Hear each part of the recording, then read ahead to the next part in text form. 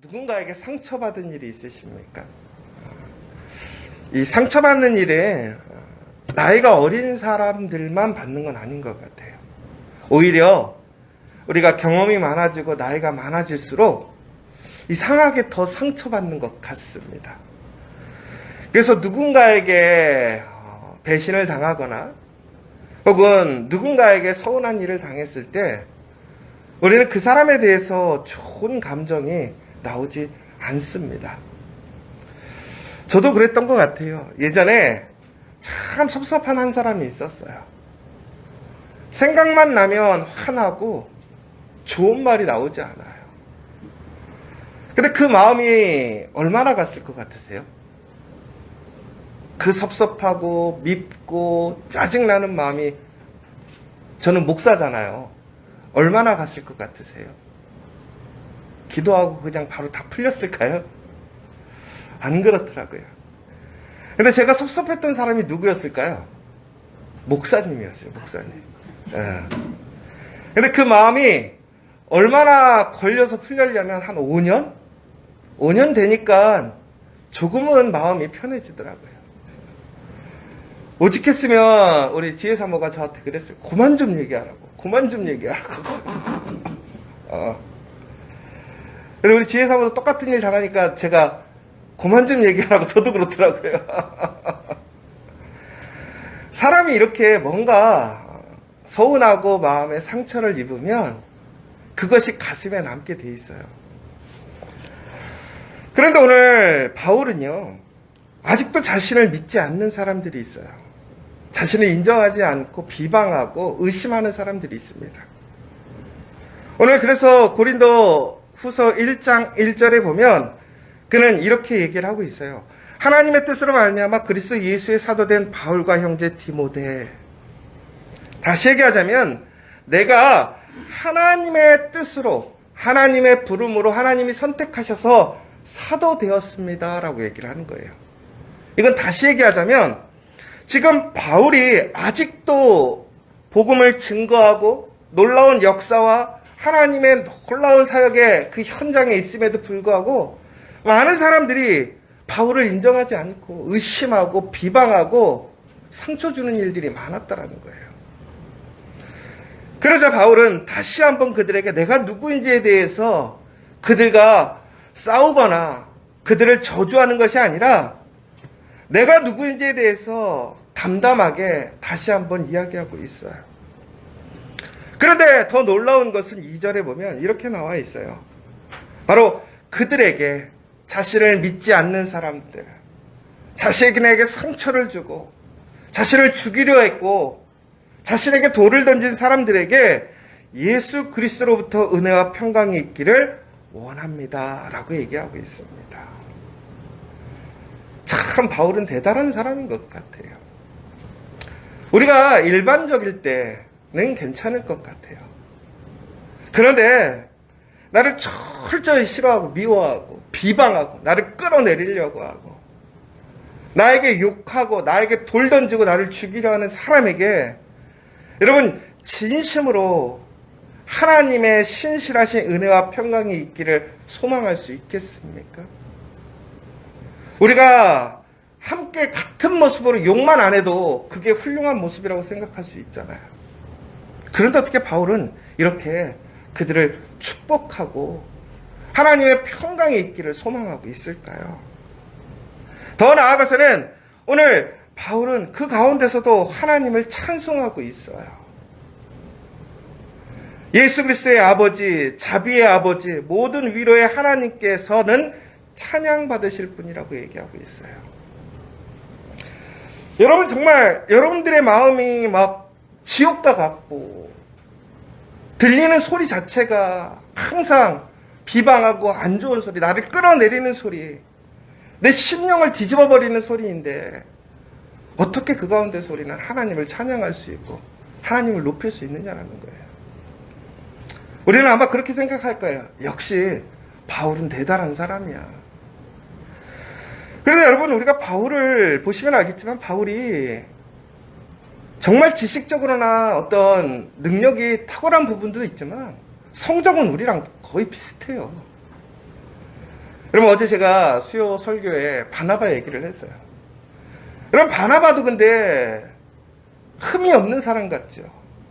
바나바는 항상 밑에서 사람들을 돌봐주고 위로해주고, 그러면서도 교회를 든든하게 세우는 권위자, 위로자인 것 같지만, 그도 베드로와 동일하게 외식하는 모습을 보여줘서 바울에게 책망을 듣고 바울이 실망했다고 얘기하는 적이 있어요. 여러분, 이처럼 우리는요, 모두가 다 비슷해요. 우리는 어떤 하나님과 같이 특별한 성품, 아름다운 성품을 가진 사람들 거의 없어요.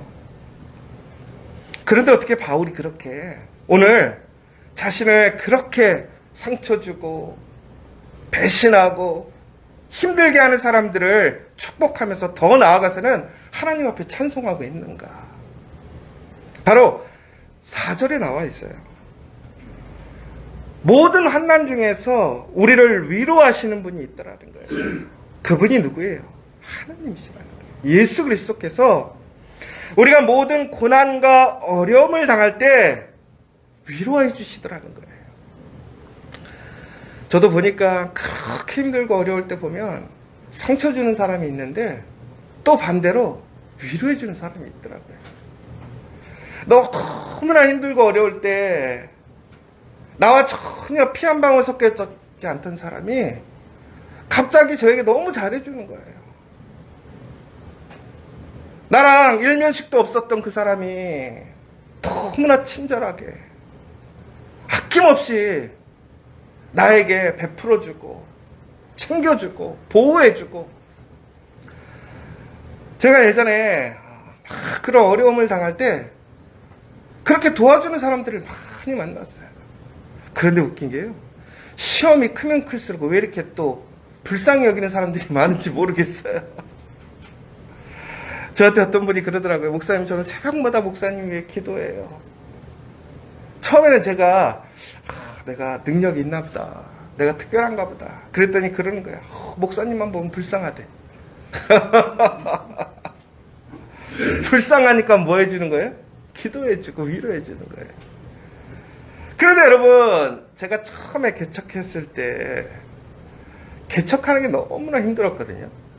저희가 아시는 것처럼 멤버가 하나도 없이 시작했잖아요. 그래서 제가 뭐 개척 강의하러 가면 절대 그 얘기해요. 절대로 맨땅 헤딩하지 말라고. 고생한다고. 저는 솔직히 개척하면 막 사람이 막 엄청 많이 다 저를 따라올 줄 알았어요. 다 꿈이죠, 꿈. 그런데 그때 정말 누군가가 이렇게 힘을 주고 위로해주는 사람이 없더라고요. 더 나아가서는요, 사람들이 그 얘기를 하는 거예요. 아이고, 쟤는 안 도와줘도 돼. 그 얘기를 하는 게 오히려 더 힘들었던 것 같아요. 쟤는 안 도와줘도 된대요. 도움이 너무 필요한데 쟤는 안 도와줘도 된대요. 그런데 제가 캐나다에 있을 때는 솔직히 안 도와줘도 되는데 불쌍하다고 도와줘야 된대요. 그러니까 이게 중요한 건 뭐냐면, 겉모양이 사람들에게 보았을 때 불쌍해 보이느냐 불쌍해 보이지 않느냐에 따라서 결과가 다른 거예요. 그러니까 불쌍함의 은혜가 있어요. 그렇다고 여러분의 삶이 불쌍해지라는 얘기는 절대 아니죠.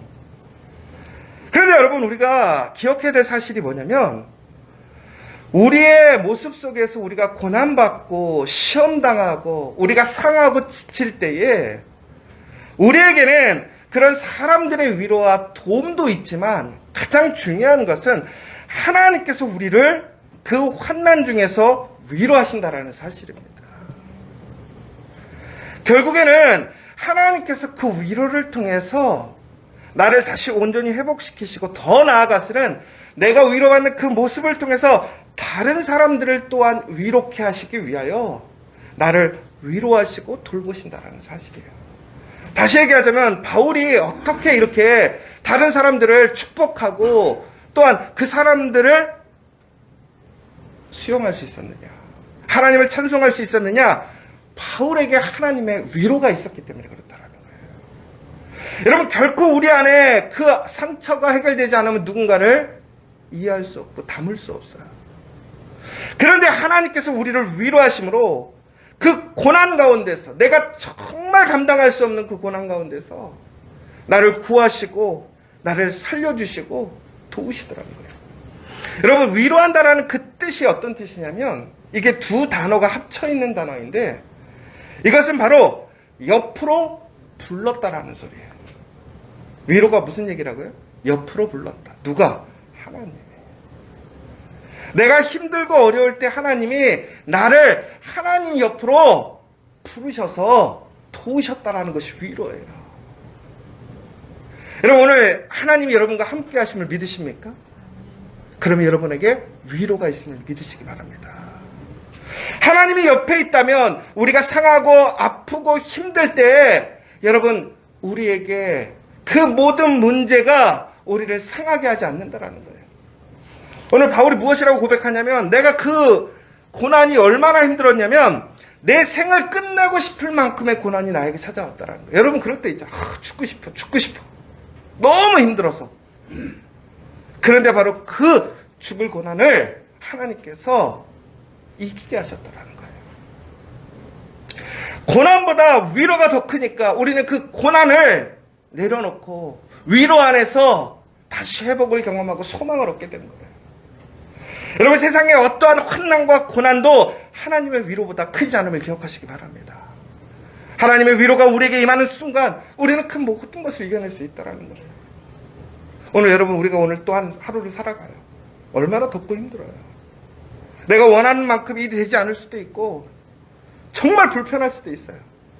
그러나 중요한 것은 바로 그러한 가운데서 하나님의 위로가, 그 놀라우신 그 모든 것을 치유하고 회복시키는 위로가 여러분에게 임하고 있음을 기억하시기 바랍니다. 그런데 그 위로는 단순히 나에게만 위로를 주시기 위해 주시는 것이 아니라는 거예요.